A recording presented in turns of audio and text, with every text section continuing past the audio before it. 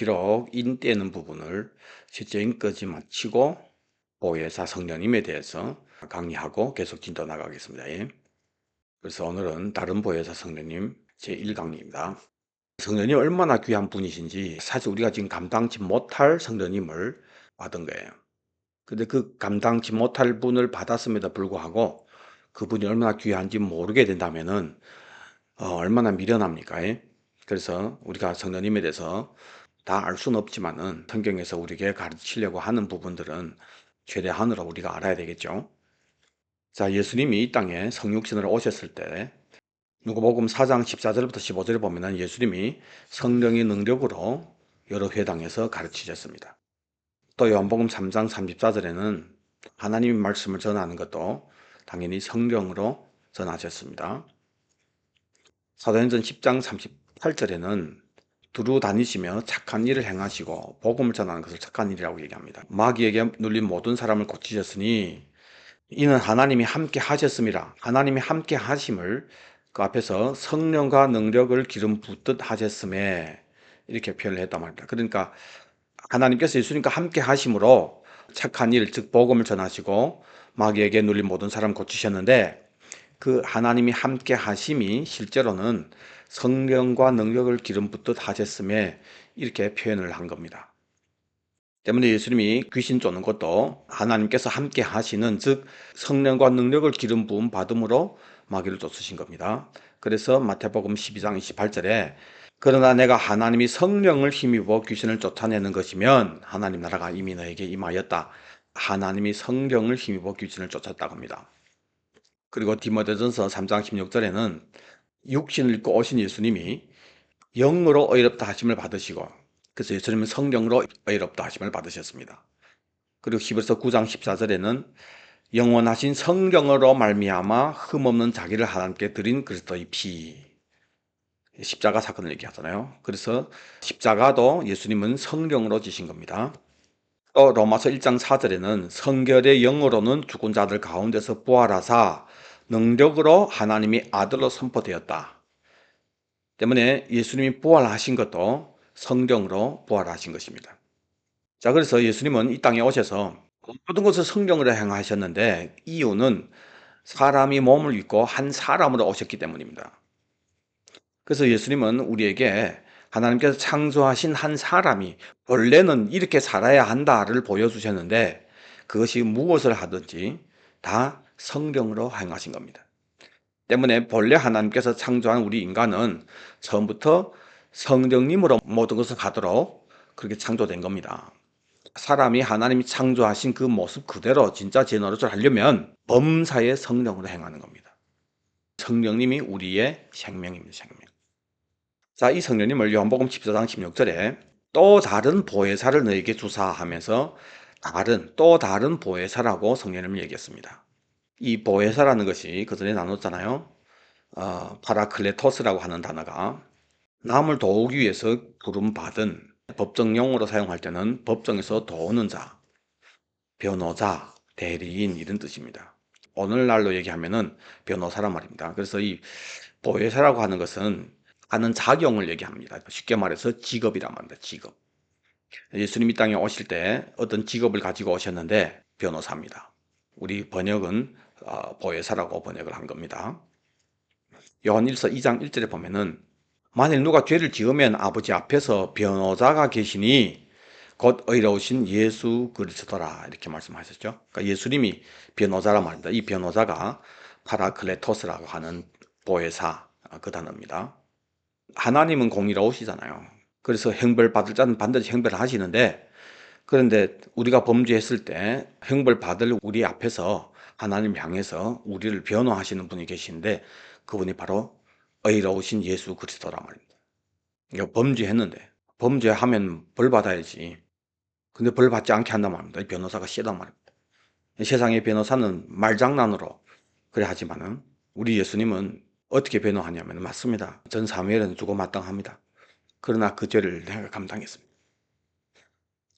이런 변호입니다. 여러분들, 우리는 매일 예수님이 우리를 위한 이런 변호 때문에 사는 거예요. 그 변호가 가능한 것은 변호사인 이분이 그 죄를 십자가에서 감당해 주셨기 때문입니다. 그래서 예수님은 변호사 이 직업을 가지고 이 땅에 오신 겁니다. 때문에 보혜사라고 하는 이 단어도 왜 나오게 되냐? 우리가 범죄했으니까 보혜사가 필요하게 된 겁니다. 만약 우리가 범죄 안 했다면은 예수님 와서 죄값을 대신 치를 필요도 없고 우리를 변호할 필요도 없겠죠. 그렇죠? 우리가 범죄했기 때문에 지금 이렇게 복잡하게 된 거예요. 그래서 예수님이 제일 처음 변호사고, 그리고 성령님을 보내주시는데 성령님도 똑같이 변호하는 그 일을 하신다고요. 그래서 또 다른 보혜사를 보내준다 이렇게 말씀하신 겁니다. 그 전에 강의 때 우리를 위해서 오셨는데 1차적으로는 예수님을 변호한다고 얘기했습니다.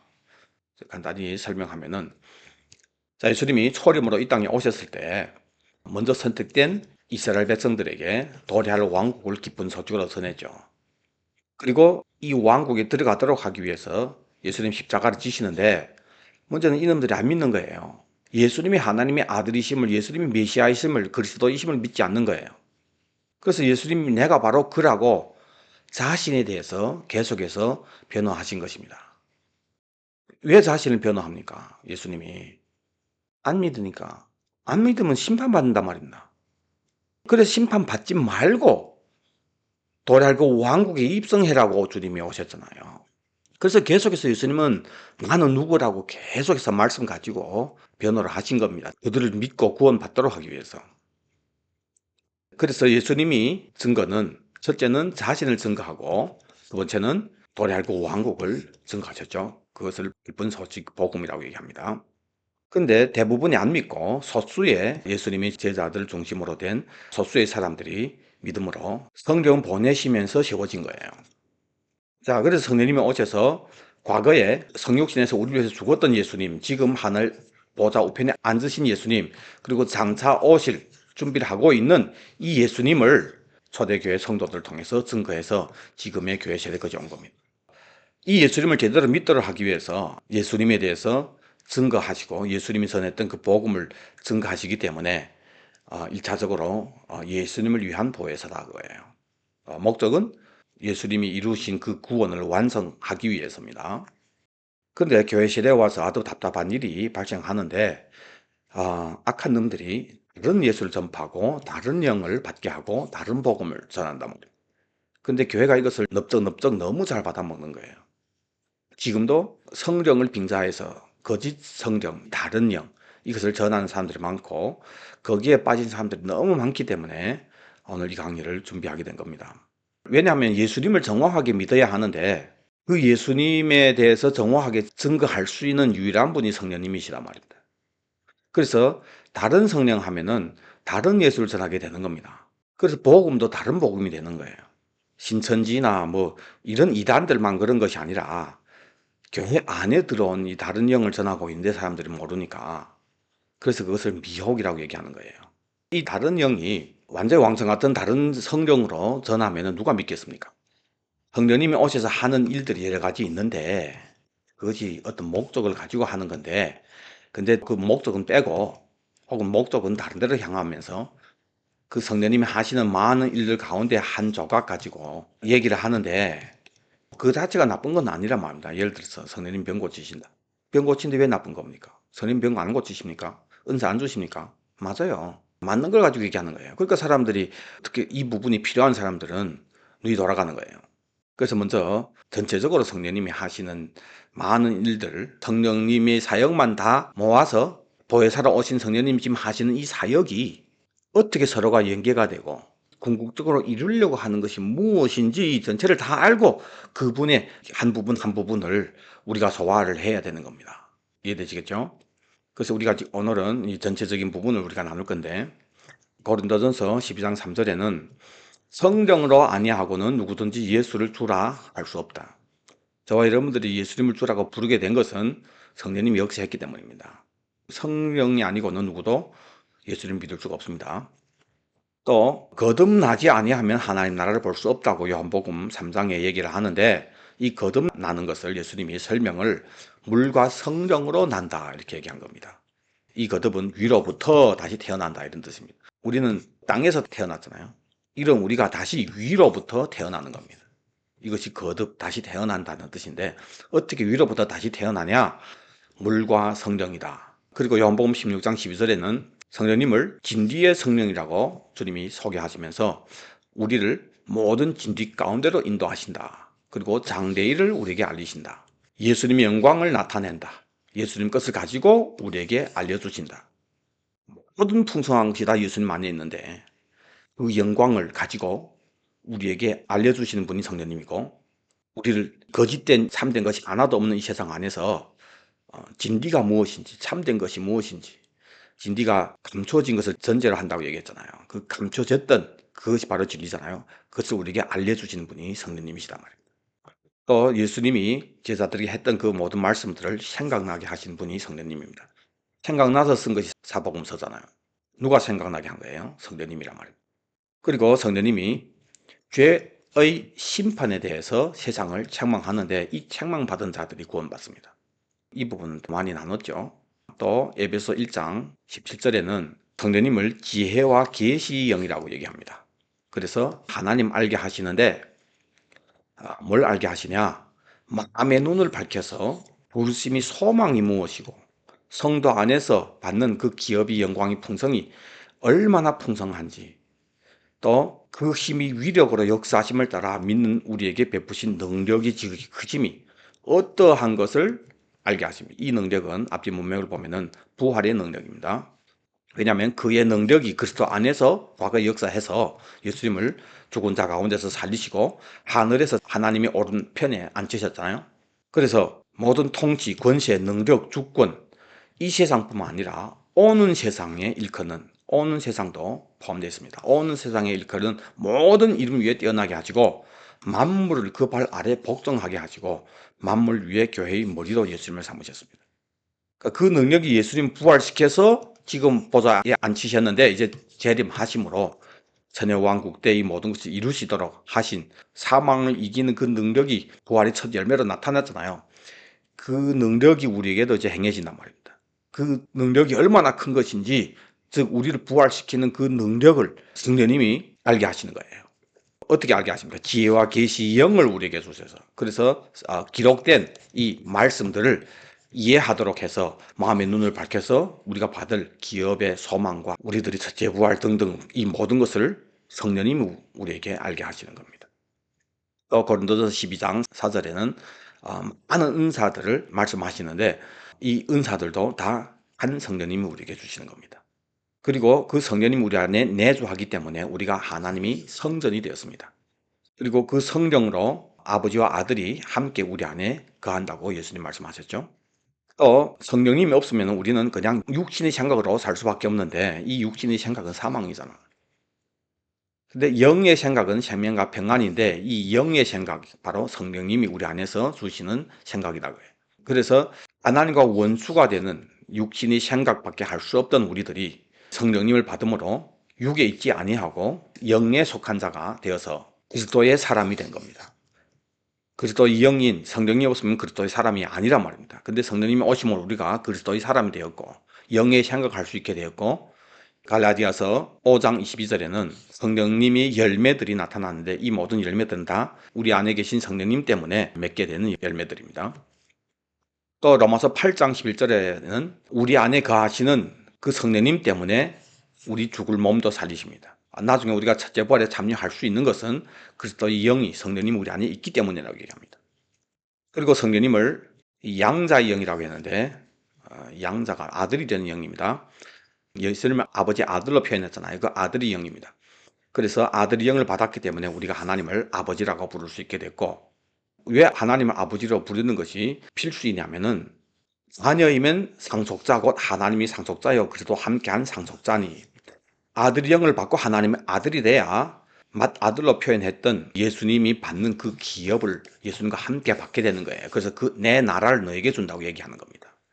그것이 바로 아들의 왕국이잖아요. 그 천년 왕국에 들어갈 수 있는 자격이 아들이 돼야 들어가는데, 아들인 예수님, 그의 영인 성령님을 받음으로 우리도 아들이 되어서 천년 왕국에 들어갈 수 있는 자격이, 신분이 되어진 겁니다. 그리고 이어서 8장 26절에는 성령님이 우리 연약함을 도우시는데 말할 수 없는 탄식으로 우리를 위해서 간구하십니다. 어떻게 간구하시냐? 하나님이 뜻대로 우리를 위해서 간구하십니다. 우리는 하나님 뜻을 잘 모른단 말입니다. 그래서 하나님 뜻대로 기도할 줄 모른단 말입니다. 근데 성령님은 하나님 깊은 것까지도 다 아시는 분이기 때문에 하나님 뜻대로 우리를 위해서 간구하시는 분인데, 그러면 성령님이 말할 수 없는 탄식으로 하나님 뜻대로 우리를 기도한 그 내용이 무엇이냐, 다음 강의 때 이제 나누게 될 겁니다. 자, 그리고 로마서 5장 5절에는 성령 때문에 하나님이 사랑이 우리 마음에 부은 바 됨이니 이렇게 말씀하셨는데, 그 사랑의 표현이 뭡니까?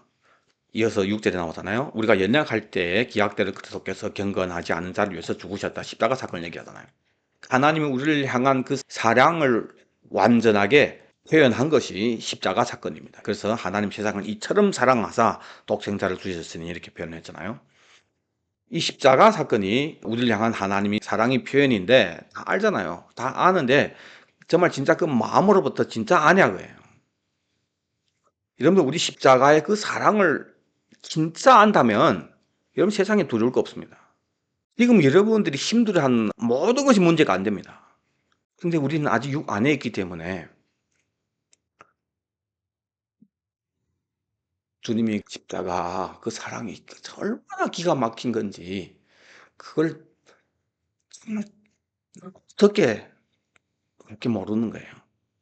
그 사랑이 우리 마음에 안 다가오는 겁니다. 자, 근데 성령으로 말미암아 하나님의 사랑이 우리 마음에 부은 바 됨이니, 성령님 때문에 하나님이 우리 마음에 사랑한다 그런 뜻이 아닙니다. 성령님 때문에 이미 십자가에서 우리를 사랑하신 하나님이 그 사랑을 우리가 마음으로부터 진짜 알게 된다고요.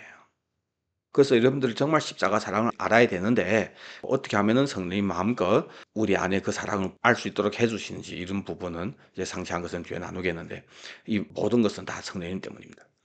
자, 요한복음 4장 24절에는 하나님께 예배 드릴 때도 영과 진리로 예배할지니라. 성령님과 진리입니다. 때문에 하나님께 예배 드리는 이 예배에 성령님이 없으면은 이 예배 자체가 존재하지 않는 겁니다. 그리고 봉사도 빌립보서 3장 3절에는 성령으로 봉사라고 얘기합니다. 그리고 유대인들과 이방인이 함께 한 성령 안에서 아버지께 나아감을 얻게 됐다. 연합도 성령님이 하시고, 그리고 사도행전 1장 8절에는 성령이 임해야 땅 끝까지 이르러 예수님이 증인이 됩니다. 자, 그래서 여러분들 우리 예수님을 주로 시인하고부터 마지막에 부활까지 시작부터 끝까지 다 성령님 때문에 모든 것이 가능하게 된 겁니다. 그래서 예수님 십자가 지시고 부활 승천하시고 성령 보내시면서 교회가 시작이 된 겁니다. 예수님이 십자가에서 이루신 이 구원을 성령님이 오셔서 우리를 데리고 끝내는 주님 앞에 설 수 있는 자로 완성시킨다는 거예요. 때문에 지금은 성령 시대라고 얘기하는데, 현재 우리에게 유일한 구원의 끈은, 정말 절대 놓치면 안 되는 이 끈은 성령님 제대로 이해하는 겁니다. 성령님 꼭 붙잡고 사는 겁니다. 자, 그래서 예수님이 말씀하신 바른 보혜사이신 이 성령님은 정말 너무 귀하신 분이고, 이렇게 귀하시고 풍성하신 분 지금 우리 안에 계신 겁니다. 어떻게 우리 안에 올 수 있습니까? 예수님 십자가에서 보혈을 흘려주셨기 때문에, 죄 용서함 받았기 때문에 우리 안에 임재할 수 있게 된 겁니다. 성령님 편에서는 예수님이 피로 산 이 피덩이들이란 말입니다. 우리가 그렇게 귀한 거예요. 그래서 우리 안에 와서 거하시는데, 그분이 와서 거하심으로 자동으로 모든 것이 되어지는 거 아니란 말입니다. 그럼 우리는 기계 사람이잖아요. 우리가 그분을 대우할 줄 알아야 되는 거예요. 그럴 때 그분이 우리 안에서 마음껏 우리를 도와서 이 풍성한 일들을 할 수 있는데, 그 상태를 성령 충만이라고 하는 겁니다. 근데 그 성령 충만은 그분이 그렇게 원하시는 거예요. 우리가 방해해 그렇지. 사실 성령 충만은 어려운 거 아닙니다. 말씀을 제대로 알고 이해를 하면은 누구든지 이제 성령 충만 받을 수 있습니다. 이제 어떻게 성령 충만 받을 수 있는지 이런 부분도 이후에 강의 때 나누게 될 건데, 오늘은 여러분들이 성령님의 사역은 이렇게 풍성하구나, 그 중에 하나만 볼 것이 아니라 이 모든 부분 우리가 다 알아야 되는 거예요. 다. 뭐 부담이 되십니까? 몰라서 부담이 되는 거예요. 알면은 얼마나 알고 싶겠습니까? 그 성령님을. 예를 들어서 음식을 차려놨는데 세계에서 제일 맛있는 음식들이 쫙 있는 거예요. 쫙 있는데 근데 여러분은 여기서 이 청국장 하나만 먹는 거예요. 청국장. 아, 맛있다. 이 집에 청국장 진짜 맛있다. 왜 썩장만 드십니까? 썩장만. 다른 거 여러분들 못 먹어봐 그렇지. 다른 것도 맛보시라고요. 다 맛보시라고요. 맛있는 건데. 부담이 됩니까? 그럴 때. 부담이 됩니까? 신나서 맛볼 거 아닙니까? 아니, 성령님 이렇게 풍성하신데, 이 풍성하신 성령님을 우리가 다 알자고요. 최대한으로 알아서 그 풍성하신 분이 우리 안에서 이루려고 하는 그 모든 부분들을 할 수 있도록 우리가 제한시키지 말자고요. 그리고 풍성하게 표현된 그 성령님의 모든 부분을 그냥 그 자체로만 알지 말고, 예를 들어서 은사, 예를 들어서 진리로 인도하신다. 그래서 어찌려고 성령님이 그 진리로 인도하시는 그 목적이 뭔지를 알아야 되는 거예요. 왜냐하면 이 모든 풍성하신 성령님의 역사들이 다 한 목적으로 가는 거예요. 한 목적으로. 근데 그 전체적인 한 목적으로 가지 않다 보면은 이제 다른 영이 되는 거예요. 다른 영을 성령님으로 대체하게 되는 거예요. 그래서 이렇게 귀한 분을 쭉 한 그릇에 팔아버리는 미련한 놈들이 많단 말입니다. 많고, 또 그런 미련한 놈들이 교회 와서 또 사기를 많이 친단 말입니다. 그 사기에 당하지 말아야죠. 예? 그래서 오늘은 일단은 이 풍성하신 성령님, 뭐 그 외에도 있겠지만은 아주 중요한 부분만 넣는데, 강의 듣고 여러분들 돌아가셔서 이 풍성하신 성령님, 이렇게 좋으신 성령님, 예수님 때문에 지금 우리 안에 와 계시는데 있을 데 없어 온 거 아니란 말입니다. 귀하신 분이 귀한 일을 하시도록 해야죠. 그렇죠? 이런 부분들을 여러분들 묵상하면서 성령님에 관한 성경의 많은 부분들을 여러분들 한번 찾아보세요. 그리고 다음 강의도 기대하시고 손 들고 고백합니다. 아멘. 주 예수여 오시옵소서. 아멘. 주 예수여 오시옵소서. 아멘. 주 예수여 오시옵소서. 아멘.